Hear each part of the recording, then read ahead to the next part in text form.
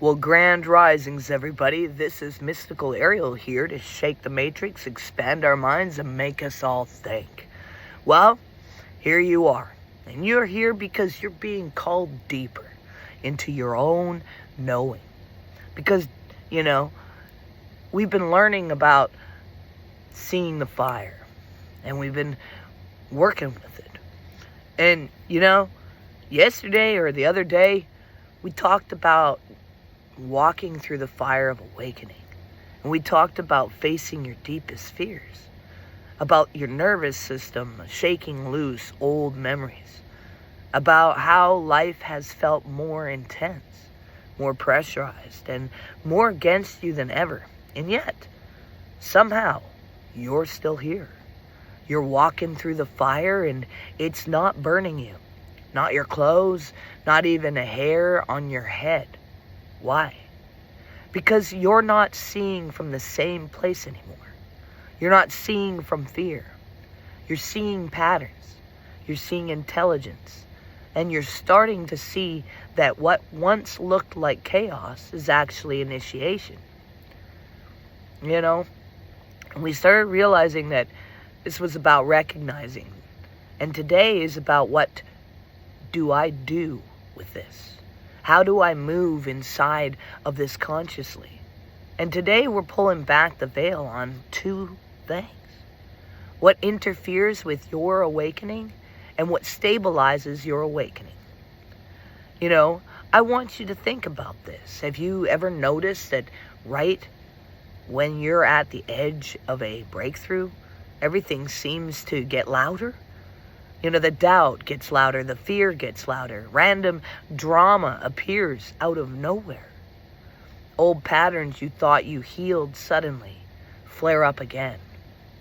And it's like right when you're about to step into a new level of yourself. The old system tries to drag you back spiritually. A lot of people call this attack. Psychologically, we call it resistance. Self-sabotage, trauma activation.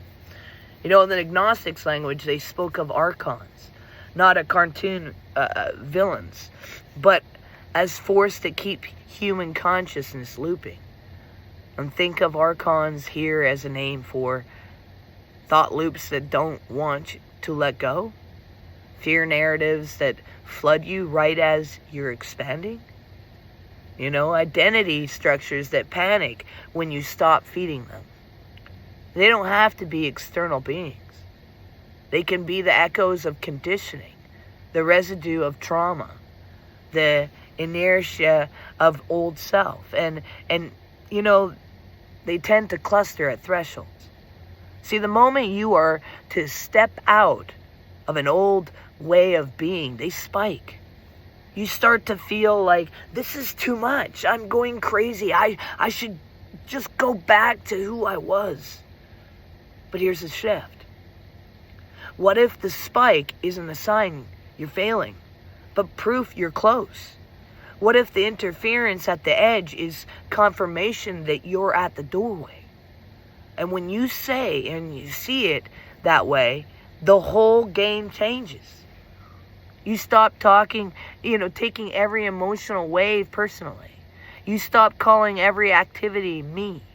And you start recognizing, this is what the system does at threshold. You stop collapsing and you start witnessing. And remember, whatever you can witness, you are not. Your true identity, monad in a body. The agnostics had a word for the true source, the monad, pure and undivided consciousness, not a man in the sky, not a distant deity afield, a living, aware wholeness. And they believe that within each human being, there is a spark, that monad, a fragment of the original light, but that spark gets covered by fear and by shame. By programming. By identity. You are born into a world that tells you who you are before you ever even remembered who you are. So you begin to identify with the mask, the persona. with the survival strategies, with the trauma responses. And you forget. You forget that beneath the story, beneath the wound, beneath the pattern, there is something untouched. When you begin awakening, you are not becoming something new. You are remembering what has always been there. You begin to feel. I'm not just this nervous system. I am not just this trauma. I am not just this story. I am awareness itself having this experience. And this is the monad, remembrance. And listen, the archons, the interference, the fear loops, they feed on identification, and they need you to think this fear is me, and this thought is me, and this shame is me. Because as long as you believe that, you obey it. But the moment you remember, I am the one who sees this, I am the one who witnesses this, their power collapses because they are made of separation, and you are made of unity, and they can't survive in remembrance. So learning to live from the program instead of learning to live from the spark instead of the program. I mean, let's bring this into the body. You've heard the phrase, be the eye of the storm, but how? It's not just a cute quote. There's a, physiology to that. Your brain thinks in electricity. Your heart generates power, electromagnetic fields, and your nervous system sits between them, constantly scanning. Am I safe? Am I under threat? Am I connected? And when your thoughts and your emotions are at war, your system is incoherent. Your mind says one thing and your body feels another. Your heart aches for truth. Your mind clings to safety. In this state, you're easy to knock off center. Every little thing triggers you and you get swept into the storm. Heart-brain coherence is when your emotional state and your mental focus align. For example, you bring awareness to your heart. You breathe slowly and deeply. You generate a genuine feeling of gratitude, love, and compassion. And you sustain it for a moment. And in that state, your heart rhythm becomes smooth and ordered, and your brain begins to synchronize with your heart. Your nervous system shifts out of survival into regulation, and you literally become more resilient, more intuitive, more perceptive. And this is not just a nice idea, it is a spiritual physics. And when you are in coherence, you become the eye of the storm. The wind can still blow around you, but inside there is stillness, clarity, and you don't stop feeling. You just stop being ruled. So day 2 is learning how do I return to coherence when the fire is getting hot? Because the fire is not going away. You are learning to walk inside without losing yourself. And we can't talk about all of this and ignore the body. Your body is not a burden. Your body is a temple of this whole experience. And a lot of spiritual paths try to bypass the body. Just think positive, just detach, just, transcend. But your nervous system doesn't transcend. It holds, it stores, it remembers. And trauma isn't just a bad memory. It's unfinished survival energy still living in your tissues. So when you're trying to awake, and your body is carrying unresolved survival energy, of course it feels intense. Of course it feels overwhelming. And of course you feel like you're being attacked from all sides. Your system is trying to digest what it never got to complete. So somatic work, body-based work is not extra. It's essential. It's spiritual technology. This is how you walk through fire in the body. Let's do a simple protocol you can use any time you feel the heat rise. Name the thresholds. And when things spike, say to yourself, this is the threshold. I'm not failing. I'm crossing. And locate it in your body and ask, where do I feel this the most right now? Chest, throat, gut, head. No analyzing, just location, and breathe into that spot slow, gentle. Through the nose and out through the mouth. Now imagine the breath moving in and out of that place and bring the heart online.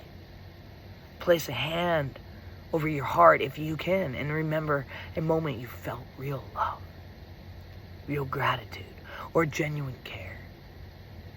See, it doesn't have to be huge, just real. Let that feeling rise, even if it's just 5%. And witness without merging. Say, I am the one feeling this. I am not the feeling itself. And just stay with that. Not fixing, not fighting. Witness. Move a little. Let your body do tiny. Movement, if you want, shifting, stretching, shaking. Gently. Let the energy have a way to move instead of freeze. This is you walking through the fire intelligently. Not spiritually bypassing, not collapsing, regulating, allowing, staying present. And each time you do this, you are training the system. We can feel big things and still stay here. Still stay coherent. Still stay connected. That is how initiation becomes integration. As you work with this, something begins to shift on a deeper level. You realize this journey is not about how much you can manifest. It's about how much you can hold without distortion. Anyone can pull something in. Few can hold it coherently. With a clean heart, with integrity, with clarity. The universe is not giving you access to higher order as a reward. It's giving it to you because it's needed. Because you are becoming something who can stand in chaos without spreading more chaos. Hold pain without transmitting forward. Carry influence without abusing it. Your old desires soften, and the need to perform, and the need to impress, and the need to prove you are spiritually awakened, it starts to fall away, because now you're not trying to look like light. You're learning to be it.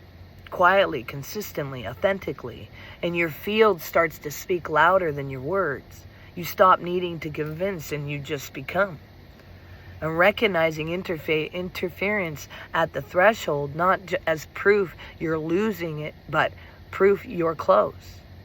And remembering your true identity, a spark of the monad. Awareness itself, not the loops. Learning to return to heart and brain coherence, becoming the eye of the storm and walking through the fire in the body. Using breath, presence, and movement instead of bypass or collapse. You are not being tested because you are weak. You are being trusted because you are strong enough to hold this level of clarity. And you are not being punished.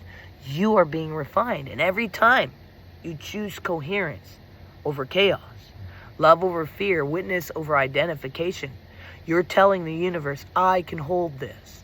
I can be responsible with the level of awareness. You are not who you were when you just started, and you are still only at the beginning of what you're capable of becoming.